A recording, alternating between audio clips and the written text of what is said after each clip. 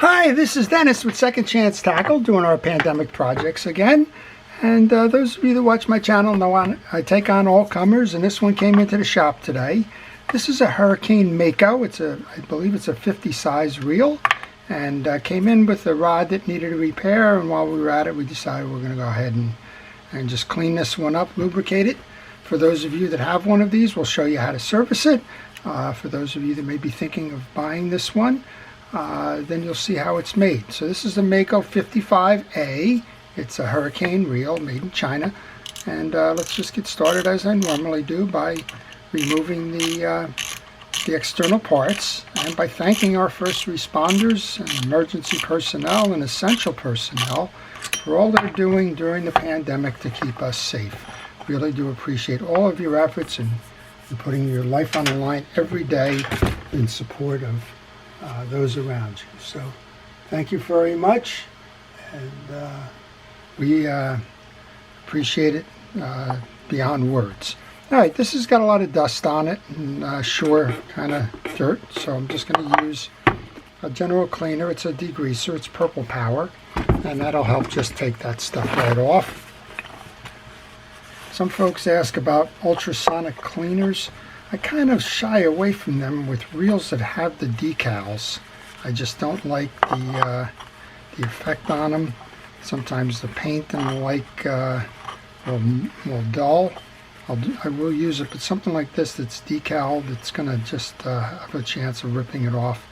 That's not a good idea, so we'll just kind of leave that as it is.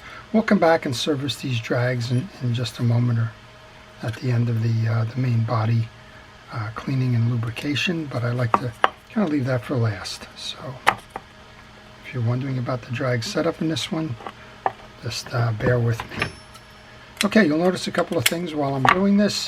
One is that I have a protective glove on my hand. That's to keep the junk off of it as best I can. Also serves as a tool from time to time as I need to spread grease and the like. And you'll also notice I take pictures along the way. In this case, I'm taking pictures by way of a video. And you'll notice I'm using a parts tray in the background there to store my pieces and parts, so I know where to find them later. Alright, this is a handle with a handle screw. It's removed. It has a through shaft which goes through the main gear. And I like to put that screw right back onto the handle so I don't lose that at a later date. Now we'll take the case off. Actually, you can go either way. So there's a click washer and a shim washer. Then there's a set screw. I'm going to do the rotor here. Take that set screw out. That goes into my parts tray. And then this is a 12mm nut, and you want to just check, see which way it's coming off. So it's tightening when I turn it in the traditional sense, which means that this is a reversed screw. That is, that it comes off in a clockwise fashion. So throw out your rules about lefty-loosey and righty-tighty. It doesn't work that way here. Alright, I'm going to just use that cleaner again just to get down into the sides of this. There's some accumulated grease on there. So I'm using that cleaner and some cotton swabs. That helps to get rid of the surf. I know this reel is used in a surf, so that's kind of what it's getting rid of there. Just some dried salts and greases and the like, just accumulated over time. And while I have the rotor, I'm going to use some fishing reel oil to place the oil in the seams of the bail and on the line roller. And I'm just going to work it in. This bail was tripping fine when I tested it, so there's no reason to do anything other than just kind of test it out there. Alright, so the rotor has been cleaned up. This has a little bar mechanism, so you don't have to remove that bar. Alright, let's get into the main body then. You have to remove this little arm here in order to remove the bump cap. That's an anti-reverse override arm, so that tells you, well, as I was looking at it from up top, what you learn is that this does not have an infinite anti-reverse. It has the older click style.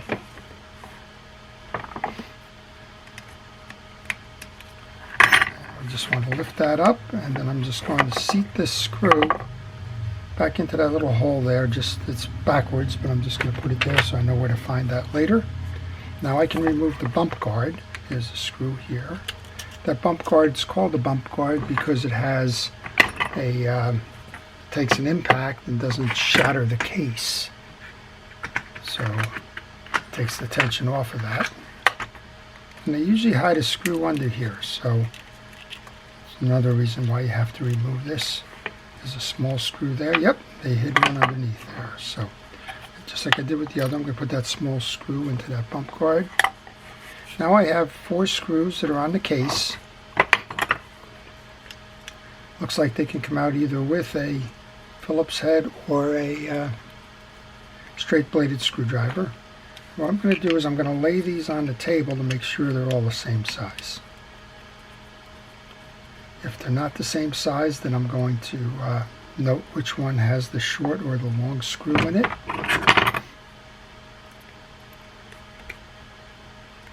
And when I go back to reassemble, I want to make sure that I know. Just can't get that little guy out. There you go.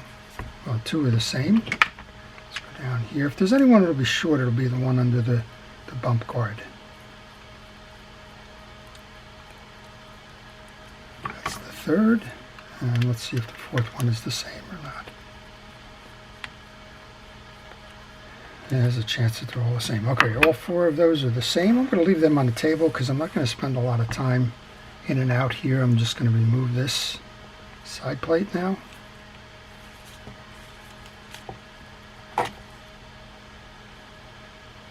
Sometimes you need a little help. I'm just going to use the blade of my utility knife to help it along.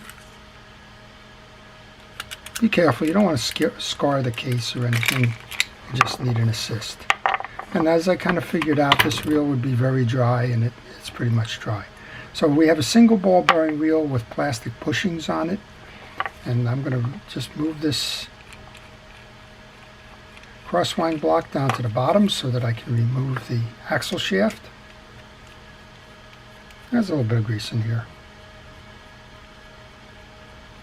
And again, these I would normally put into my parts tray, but they're not going anywhere. Oh, everything just came out at once. That was good. We have the bushing. We have the main gear. I was actually looking for the little tie-down screw for the axle. There it is. All right, now we can pull up on the axle shaft to remove that. Remove that crosswind block. Remove that crosswind gear.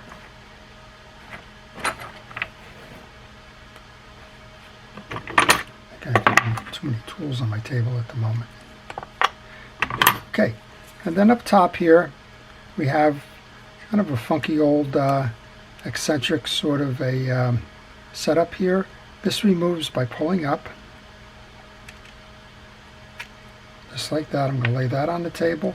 There's a spacer on the bearing. Now we could do 2 things here. This pinion gear is plenty clean, but I guess we can take it out and show you how this one comes together. Generally when I service a reel, I like to take all pieces and parts off anyway, just to notice if they're damaged or not. But if you get a little bit of the hair standing up on your neck kind of a feeling about taking the pinion gear out, you can oil that unless you're having problems with the gear skip or something. Those 2 then, you just pull out, and that's your pinion gear. I'm going to grab a cotton swab. I'm going to come in and just clean out the old grease that's there. Make sure that the case is clean. The case is very clean. I think what we have here is that everything is just evaporated. This is a plastic, appears to be a plastic piece of override. Some of the more advanced reels would have a metal bar there overriding that. I guess there's positives and negatives with the plastic. The plastic won't corrode, but it's probably not as strong. Okay, and there's your ball bearing. All right, so we have a series of bushings and ball bearings. I'm going to take my brush here and we're going to lube that pinion gear. going to place the bearing and the bearing shield back on. That was upside down there, so let's go put it on the right way. I called that a spacer before. It wasn't a spacer, it was the bearing shields. Add some oil, kind of flood the bearing. Bring the bearing back into the case here.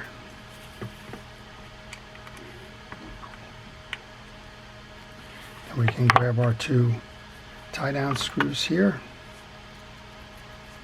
so that we can put those back on. So it's a 55 size reel. This is appropriate for casting from shore. As I mentioned, I know this one's used in the surf. It's a nice size reel if you're fishing inshore from a boat. It's great as a pier fishing reel. You get some nice casting going on with that. And overall, it's probably the most universal sized reel in the market for salt water. It's between the 50 and the 60, so 55. And not somebody, but I generally get asked questions about what reel should I buy, and I always say, if you have multiple types of fishing going on and you're not certain, the best thing to start with is a 50 or a 60 size reel if you plan on fishing salt water, because it gives you the most options in terms of how to use that. All right, main gear, I'm checking the teeth to make sure that the teeth are all aligned and not chipped or broken, both on the main drive as well as on the rear drive that's going to drive that crosswind block. These teeth are fine. And a little bit of residual in here, but not enough that's going to bother anybody. Okay, I'm going to take one of these bushings then and put that back in the case. And plastic bushings are okay. You don't need to oil them or anything. By their nature, they are a petroleum product, self-lubing, but if you want to put a little bit of oil or grease on there, go right ahead. This crosswind block, we're going to do the same thing. I'm going to check the teeth. I'm just kind of lubing the back of this right now. I check the teeth from this side. Face side is also check the teeth from this side, front and back. And in this, you got to get grease on everything, because this really is a multi-purpose piece. It's going to intercept with the gear on the main gear, so you want these greased. You want the face greased because it's going to ride on the stud here, and you need the other portion of the gear with the stud on it greased, because the crosswind block here is going to ride on that gear and go up and down. All right, we're just going to kind of grease this while we're at it. Want to make sure you get some in the channel.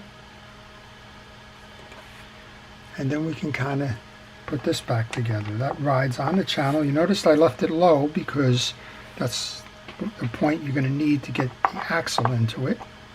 I'm going to grab the gear. We've already greased the pinion gear. We've greased the back of the main gear, so that's going to go on next.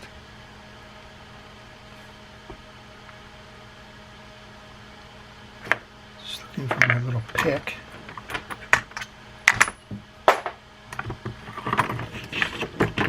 Go. Just want to pull that down, make sure that I have that correct. Now this is the bushing that goes on the other case, so we'll put that on there. And then I can reinsert this axle shaft, make sure that it's clean. If it's not clean, go ahead and use some steel wool. This one's clean. Go ahead and grab your brush, get a little bit of grease on that. I'm going to insert the axle shaft in, and you can do this after you put the rotor on. You can do it either way. It's just that I had it in that position, so I might as well just leave it there. And you can, since we kind of pulled it up there a little bit, I grab my pick, I'm going to line that hole, then I'm going to grab that small screw that we had, that's the retention screw for the axle shaft, the one where everything fell out when I banged it in. Go ahead and put that back in. Make sure it's nice and tight. You don't want that falling off. And we can take our case, put that in next. And that's what you want to hear. You want to hear a nice crisp sound when you're going to put that case back in. The last thing you want to hear is nothing, because you're probably jamming something along the way.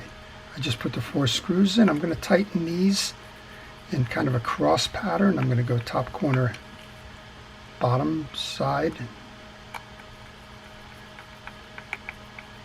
This is going to keep equal tension onto the reel by doing it this way. Come back down to the furthest screw away then. Sort of like putting lug nuts on a car rim. You don't want to put them in a circular pattern. You want to kind of go across the wheel as you tighten them to make sure that they have an equal amount of tension on them. You're going to take the bump guard and that little screw that I put in there. That's next. This slides under, goes around, and the hold fast screw goes in there. That's why I left my little micro screwdriver on the table here.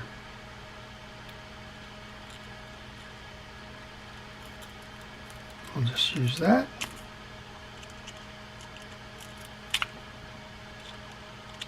A little bit of sand or grit in there.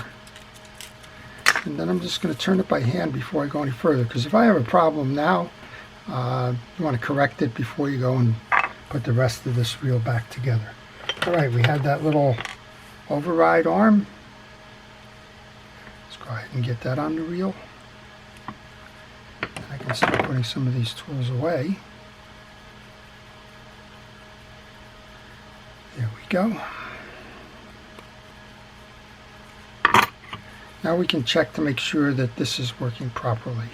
So if we're riding it now, in the spin mode it goes this way. When you go to back it off, it pulls it out, as you can see. But this one's in override mode. Now you'll see it swing further. And that swing further is going to intersect with the teeth under the rotor here. Alright, top end is done then. This goes back on. Remember when we took this nut off that it came off in an opposing direction? It was a reverse thread. So when you go to put this on, you're actually tightening it by turning this counterclockwise. And the reason for that is manufacturers found that if you put the nut on in the same direction that the rotor is spinning, it tends to loosen, where if you're putting it against the way that it's spinning, it tends to tighten. Alright, speaking of spinning, let's spin this. Look at that. Very nice. Okay, we'll grab that tie down. I'm going to go ahead and put that in.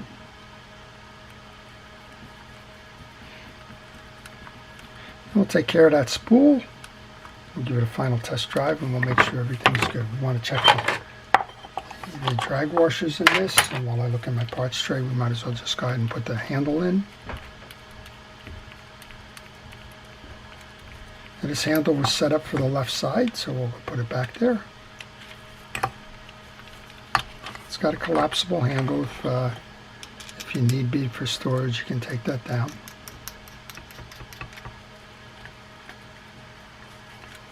Okay, this is a kind of a traditional top set drag. You're going to remove that pentagon clip ring there. It's a spring, so be careful. Grab it gently, and let's find out what we got in here. Okay, we have felt washers in here. Felt washers get oiled. That's to help them avoid being torn. They're okay, they're fine. I mean, Shimano and Penn and everybody uses felt washers, so don't take that as a sign of economy. It's just that they need to be oiled in order to stay fresh and not tear on you. If you find that they're tearing, you can generally find a Carbon Tex replacement. And in case of a hurricane, I imagine that you're not going to just go on some website and find them. But if you have the diameters of these, you can order them from an aftermarket provider. Okay, so that's what you do. Just dot it good with oil. All of these metal pieces have been cleaned. We've got the hold fast we're going to put back in now. Again, be careful here. You can shoot that, and if you shoot it, you're going to be spending some time looking around your shop for it, because these things tend to fly. Alright, that's your drag stack. Just going to go ahead and put that back on here. Oops. See, That's what the value of a parts tray is. There's a click rotor that goes under there. That click rotor tells you when the drag is letting line out. There's a little click tongue underneath the spool here, this little guy on a spring, and when it reverses it clicks against this rotor, and then there's a spool shim on top of that which helps with the line height. It's a little adjustment there. As soon as I went to put that on and it bottomed out, I realized I didn't have that on. Alright, let's tighten this up then. Drags are working. There's a nice smooth reel. Let's just make sure our bail is working properly. There you go. Alright, Hurricane makes the reel. It's called a Mako 55A. It's a nice single ball bearing reel. You saw the inside construction. It's a traditional design, so there's nothing really unusual going on with that reel. It's been lubed up. That was probably the biggest thing in there, was it was dry. So I know we've answered that question before in terms of, you know, what's appropriate for service. Well, every reel deserves service, whether it's on the low, medium, or high end range of that reel. And this one's ready to go fishing again. So we'll get this back out there and get it back fishing, and hopefully go catch some bluefish during the season while it's open. So I hope you've enjoyed that. If you did, please like it. If you want to see more of this type of video, please subscribe, as I post frequently. If you have a reel that needs to be serviced or repaired and you're not up for doing it yourself, well, I provide that service as well, and you can look at the business card that follows. Contact me by email and I will provide you with the details on the service. So with that, this is Dennis with Second Chance Tackle. Thank you for watching.